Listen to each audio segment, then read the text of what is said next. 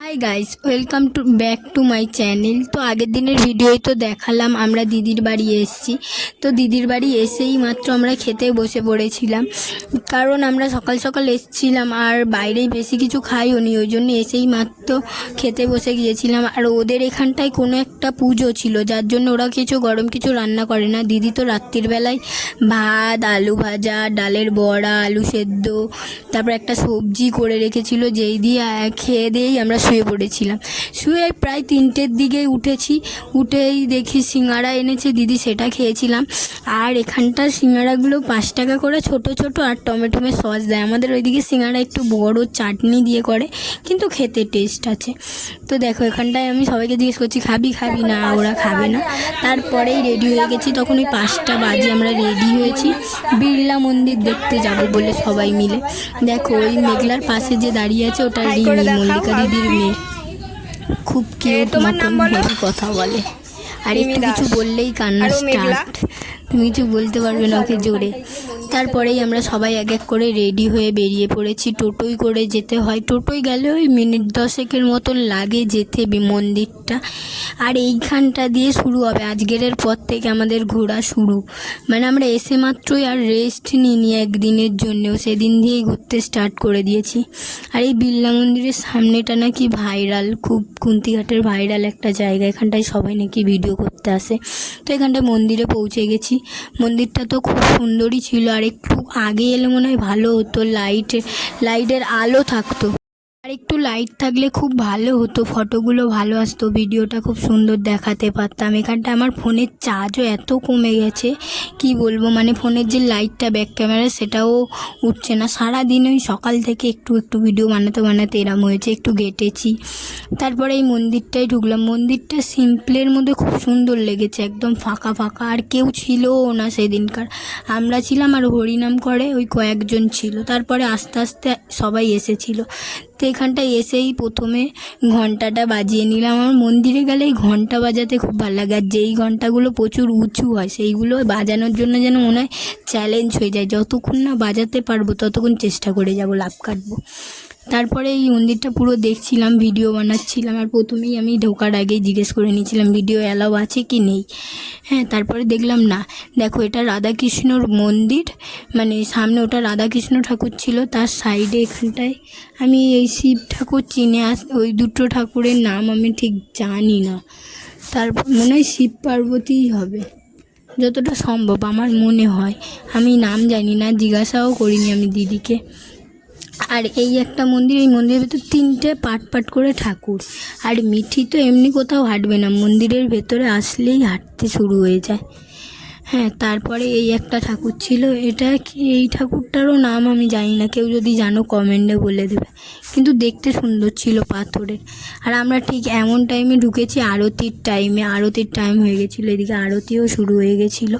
আমরা সবাই বসে বসে দেখছিলাম। তারপরে এক এক করে লোক ঢুকতে শুরু করে দিয়েছে। তো এদিকে আরতি হচ্ছিল আর হরিনামও, মানে কয়েকজন মিলে হরিনাম করছিল।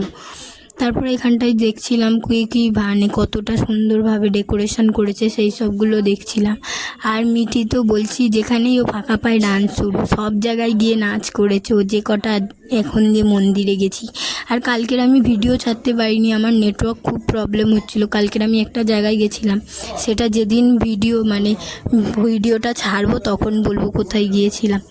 তো দেখো আমি বলছি না, কিছু ভিডিও ঠিক মতন করিনি, এত কাগজ ফুলের গাছ ছিল সেই সবও করতে পারিনি। আর গার্ডেনিংটা খুব সুন্দর করে রেখেছিল, পুরো মানে ক্লিন একদম। আমি এতটাও ঘুরেছি, কোথাও কাগজও দেখতে পাইনি, আর গাছপালাও পরিষ্কার। হ্যাঁ, এক এক করে চারিদিকটা ঘুরছিলাম, আর হাওয়াও দিচ্ছিল, মানে হালকা হালকা ঠান্ডা, এত গাছপালা তো ওখানটায় গরমও লাগেনি গিয়ে বেশি। তারপরে এইখানটায় আর একটা মন্দির ছিল, এটা ওই শিম্পাঞ্জির মন্দির মনে হয়, সাইড দিয়ে মন্দিরটা তো সেই লেভেলের দেখতে লাগছিল, একটার পর একটা আমরা মন্দির দেখছি। আর এসে দিয়েই শুরু হয়ে গেছে ঘোরাফেরা, মানে রেস্টও নিইনি আমরা, ঠিক করেই বাড়ি দিয়েছিলাম। এবারে আমরা কোথাও খাই আর না খাই আমরা ঘুরবো সেই লেভেলের। হ্যাঁ, বেশি কোথাও মানে কারোর বাড়ি যাওয়ার থেকেও বেশি মন্দিরে মন্দিরে ঘুরতে যাব। আর যেহেতু এই কুন্তিঘাট থেকে সব মন্দিরগুলো কাছাকাছি, ওই জন্য আমরা গেছিলাম সব জায়গায় ঘুরতে।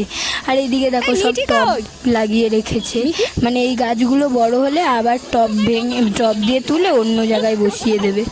পুরো মন্দিরটায় গাছ ভর্তি, কাগজ ফুলের গাছগুলো তো অনেক ছিল, যেগুলো আমি ভিডিওয় তুলতে পারছিলাম না, আমার ফোনের চার্জ ছিল না, ওই জন্য ঠিক মতন তুলতে পারিনি। আর মিঠি তো কোথায় যাবে, পাগল হয়ে যাচ্ছে।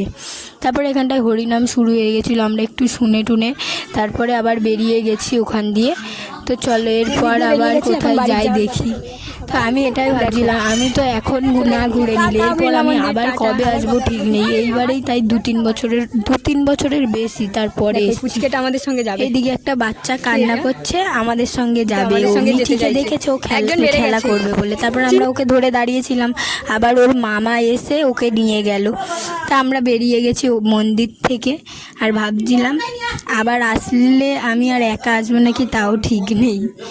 তো এখানটায় সবাই হেঁটে হেঁটে যাচ্ছিলাম। চলো এরপরে আর একটা সুন্দর জায়গায় গেছিলাম, সেটা তোমাদেরকে দেখাবো। একদিনেই অনেক জায়গা ঘোরানো হয়ে যাবে, আমরা নিজেরাও ঘুরবো, সবাইকে ঘোরাবো, ঠান্ডা হয়ে যায়। চলো, এটার নাম কি বাবু? কাঠব্রিজ। তো দেখো এটা হলো কাঠব্রিজে যাচ্ছি, যেটায় কাঠব্রিজটা মানে কোনো রকম শুধু কাঠ পাতা, দু সাইডে লোহা দিয়ে টাইট করা, কিচ্ছু নেই, দড়ি টড়ি সাইডে কিছু নেই।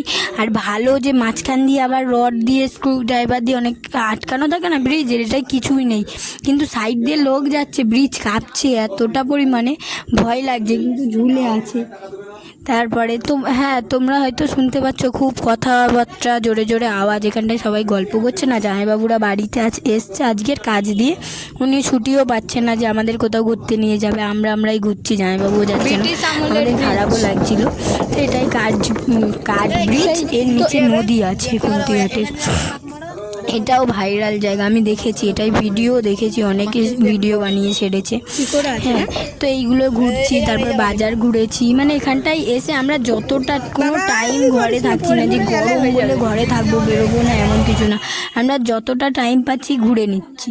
কারণ দেখো অনেক সময় হয়তো অনেক পয়সা আছে কিন্তু তুমি ঘুরতে পারবে না, আর অনেক সময় পয়সা হাতে কম তুমি ঘুরতে পারবে, যেটা এবারে আমাদের সঙ্গে হয়েছে। পয়সা হাতে কম কিন্তু আমরা অনেক জায়গায় ঘুরে নিচ্ছি। তো তারপরে দিদি বললো চ একটু বাজারটাও ঘুরিয়ে আসি। তো এইদিকে বাজারে ঘুরতে গেছিলাম, ঘুরতে এসেছি। কত মাছ, আর মার্কেটটা অনেক বড় বাজারের। আর এখানটায় সবজি টবজির দামও কম, আমাদের ওইখানটার দিয়ে অনেক দাম কম। এখানটায় মানে 5 টাকার দিদি বটবটি নিল, মানে 5 টাকা ওর বাজার নিয়ে বেশি হয়েছে, ফেরত দিচ্ছিলো, বললো বটবটি তো, কত বটবটি দিয়ে দিল। আর আমাদের ওইখানটায় 5 টাকা তো দেয়ই না, 10 টাকায় ওই এক মুঠো হয় না। তা মাছ ফাছের বাজার দেখলাম, কই মাছ, এমনি মাছ, কত বড় বড় মাছ ছিল এখানটায়।